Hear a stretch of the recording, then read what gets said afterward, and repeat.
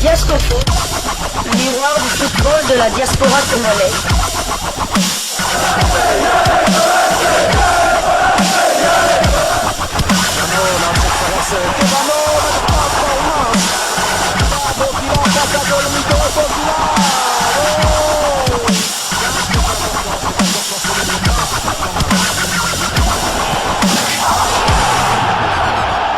Diasco Foot, le miroir du football de la diaspora congolaise.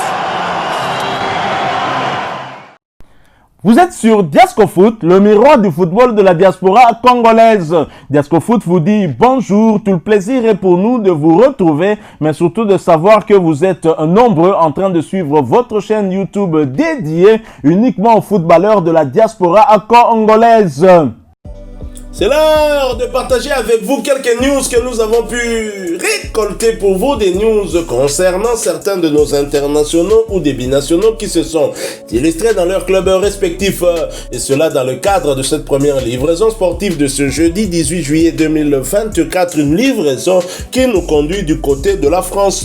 Dans l'Hexagone, nous allons du côté de Marseille, où l'Olympique de Marseille avec notre demi-dieu n'a système Yampuku Azo Soit mais Azo Fula Mou Pepe. Alors qu'il est poussé vers la sortie par les dirigeants de Marseille, la page Facebook de l'Olympique de Marseille rend un vibrant hommage à notre chancel Mbemba national, notre demi-dieu, en publiant ce que le capitaine de Léopard a apporté au club phocéen depuis qu'il est à Marseille. Ça fait au moins 2 ans. Il y a 2 ans que le Mokonzi Mbemba signait à l'Olympique de Marseille. Et bien sûr, dans cette publication, l'Olympique de Marseille rappelle que Chancel Mbemba, une année après sa venue chez les Phocéens, avait gagné le prix Marc-Vivien Foé qui récompense le meilleur joueur africain de la saison. Il faut quand même rappeler aussi que ce prix a été rarement remporté par des défenseurs. Chancel devrait être, je pense, le tout premier à l'avoir remporté. Après, ce sera encore un autre Marseille qui va le remporter. Ce sera Pierre-Emerick Aubameyang qui n'aura passé qu'une saison du côté de Marseille. C'est dire que l'amour que notre demi-dieu avait pour ce club.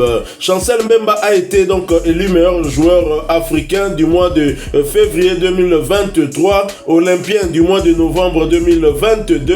Chancel Mbemba, membre de l'équipe type de la Ligue 1 en 2023. Chancel Mbemba, défenseur avec le plus de buts en Coupe d'Europe de l'histoire, bien évidemment, de l'Olympique de Marseille.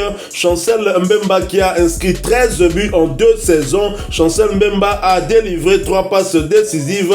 Chancel Mbemba, défenseur central dans l'équipe type africaine 2023. Chancel Mbemba nommé pour le prix Marc-Vivien Foé 2023. Donc Chancel Mbemba nommé parmi les joueurs africains de l'année 2023. Mais tout cela visiblement n'a pas suffi pour que l'Olympique de Marseille puisse le traiter comme il se doit. Chancel Mbemba a été traité comme moins que rien. Et surtout là, je suis en train d'indexer Pablo Longoria, un manque de respect, parce que je ne peux même pas parler de De Zerbi, cet Italien qui débarque à peine, qui ne connaît pas l'histoire de Marseille, qui ne connaît pas les joueurs de Marseille, qui ne connaît pas les cadres de Marseille, parce que Chancel même est parmi les capitaines de cette équipe de Marseille. Voilà pourquoi nous l'appelons chez nous double brassard. Ce n'est pas parce que l'Olympique de Marseille publie en lingala, c'est quoi qu'il faut tout dire makamna bango, c'est quoi maintenant faut tout est la bango bordure, parce que là Nazan est singoté. Au quoi que Simba légende n'a sauté. Chancel Mbemba pourrait, après sa carrière, être le meilleur léopard de tous les temps, avec tout ce qu'il a eu à réaliser tout au long de sa carrière. Et je crois que ce n'est pas comme ça qu'on peut le traiter. Aussi bien nous comprenons que Marseille puisse dégraisser encore, que ne me dites pas que Marseille a un problème de moyens. Marseille qui est en train de recruter des joueurs pour 20 millions d'euros, d'autres, on parlerait de 30 millions d'euros d'un autre joueur.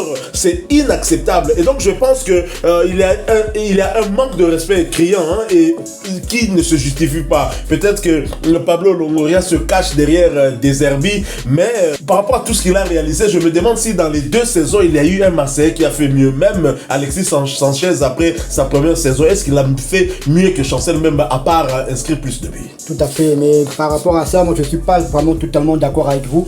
C'est la page, c'est vrai que c'est la page officielle de l'Olympique de Marseille, mais ce ne sont pas les dirigeants de Marseille qui gèrent cette page olympienne. Ce sont des supporters, des fanatiques, les Longoria, les Diouf, les Tapis sont partis, Longoria aussi va partir, mais les fanatiques de Marseille resteront toujours. Ils seront toujours derrière le club, même s'ils ne sont pas d'accord avec les dirigeants de ce club. Et moi, ce message, cette publication, je le vois comme un message